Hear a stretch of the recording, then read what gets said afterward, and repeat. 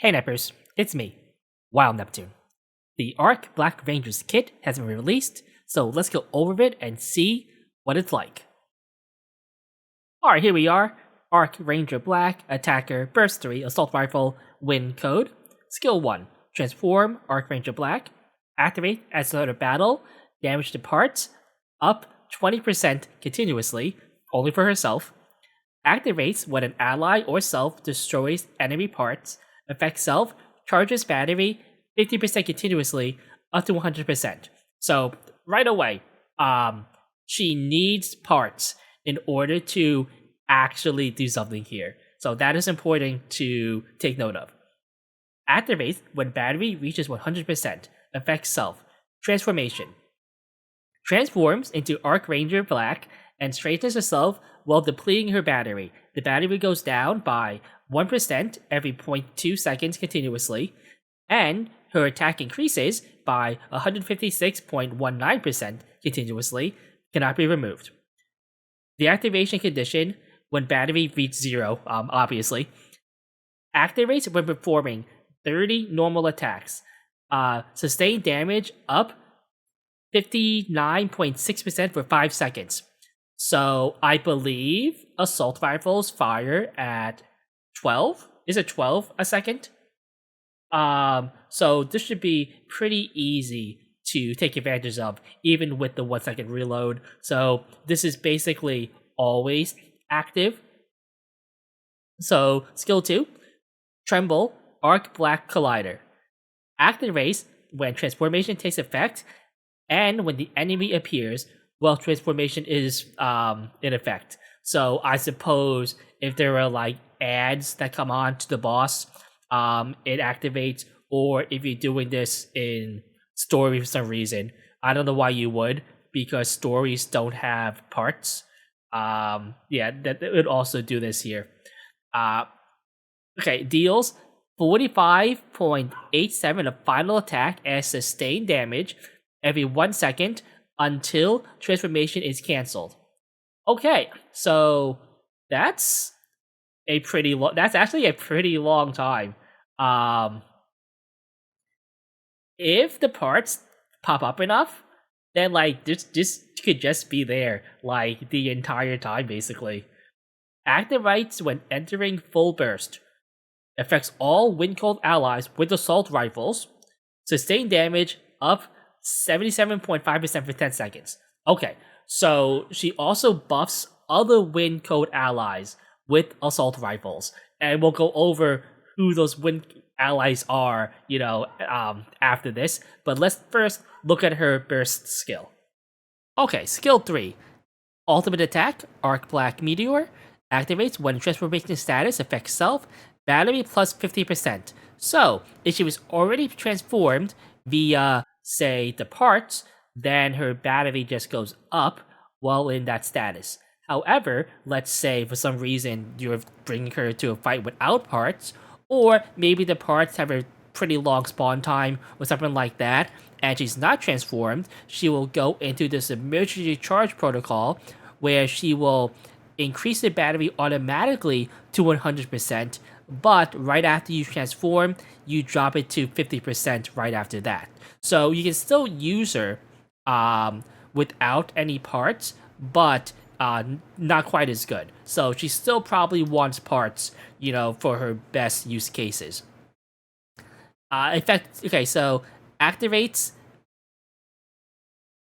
Okay, sorry, no. Affects one enemy unit with the highest final max HP. So the boss deals 266.69% of final attack and sustained damage every second for 10 seconds, and then also increase sustained damage by 135.83% for 10 seconds, so the duration of the burst, and that only affects herself. So like a lot of other Wind characters, she is focused on sustained damage, and on top of that too, she also buffs sustained damage of Wind Code Assault Rifle allies.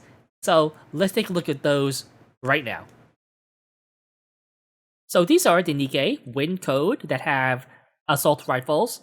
The only ones that have sustained damage are Mana, Mori, Rosana, Shikoshin, and Summer Sakura. Mori doesn't matter. Nobody is gonna use her ever. So you only have these three. Remember that both Rizana and Sakura Summer are limited. They are rerunning, and this is kind of a dilemma because, like I said in my previous video, Sakura is not really that good. Like, as of right now, she's not worth pulling. And I'll be honest with you, I don't think she'll be worth pulling. Anyway, like, even with the buffs that Archranger's giving, I don't think it's quite enough. It's like, again, it's also very niche too, because she also requires like parts and stuff like that. Rosanna, though, might see a small uptick in usage simply for the team. Now, remember, it has to be a battle against a Wind Weak boss with parts, like, and parts that respawn like fairly often. Manitou, same thing. She's a little bit better because she doesn't require parts, if I remember correctly. The only thing is that mana has often been used as an off burst. It also has like fast like gauge filling, stuff like that. She's actually probably worth building though, just for PvP if you're into that, because she is a pretty good PvP unit, as she does have a revive, which is a pretty rare ability in the game overall. So definitely worthwhile if you want to get into that too. But yeah, like, it's not easy here. Like, this is a case where I would wait to see what kind of results look like against, some of the museum bosses and things like that. This is not something that we'll be able to test on a what do you call it? In Union, anything like that, because those don't have parts. My other problem here too, though, is that yes, I am gonna try to test Archranger Black, but even I don't have Sakura raised up or Mana raised up either, right? So this is gonna be like quite a bit of investment I would have to do like actual real testing, but I'll see what I can do about this. But yeah, I think the real question is, should you pull on this unit? And I'll be honest with you, probably not.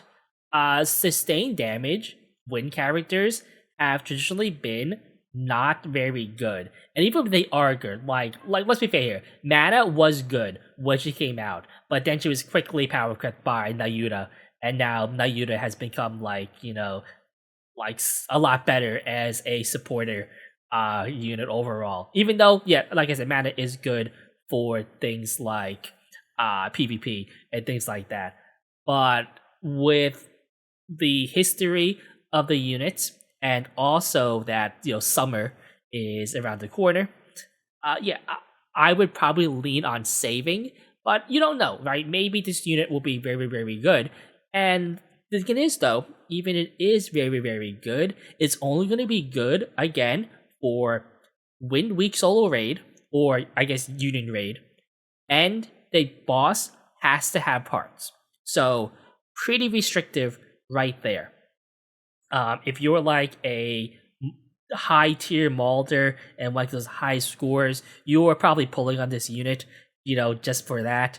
But if you're like a regular person who's trying to save for all the events coming up, then this is probably a skip. Not limited, so you can wishlist it after. And I'll be honest with you, with summer coming around and with summer being a major update, this will be able to go into your wishlist really, really quickly.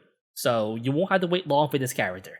Anyways, hope you found this helpful. If you did, a subscription or a like, greatly appreciated. Leave down below in the comments what you think about the Arc Black Ranger.